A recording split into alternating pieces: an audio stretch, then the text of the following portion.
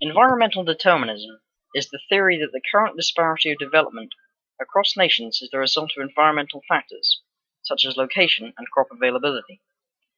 This is an intriguing idea which was written about by Oscar Wilde in the late 19th century, who suggested that Greek city-states' government type was connected to their proximity to the coast.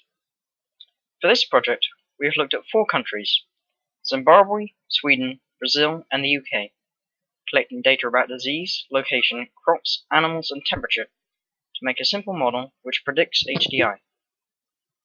While there is undoubtedly a correlation between development today and environment, the extent of this correlation is what we sought to discover for making a formula. By doing so, we are trying to point out the flaws in both the Human Development Index and the theory of environmental determinism as presented by Jared Diamond.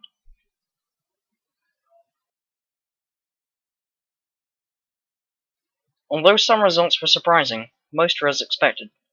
Since the formula was very basic, it is impossible to say how accurate our results were. Perhaps the most surprising was Brazil, which ended up with an HDI of 0.0448, compared with its actual HDI of 0.718.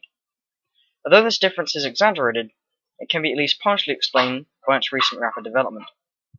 Zimbabwe, which we expect to be the main exception, is only 0.1 below the real figure.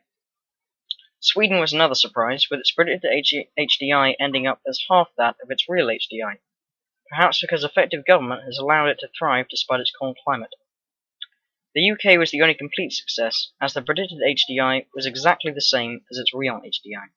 What we can draw from this is that environmental determinism works very well in describing some countries, but it's impossible to take account of all environmental factors, and the rules change for each country. As for HDI, it is a reasonable enough measure of development, and its simplicity is to its advantage. Sadly, the same could not be said of our formula.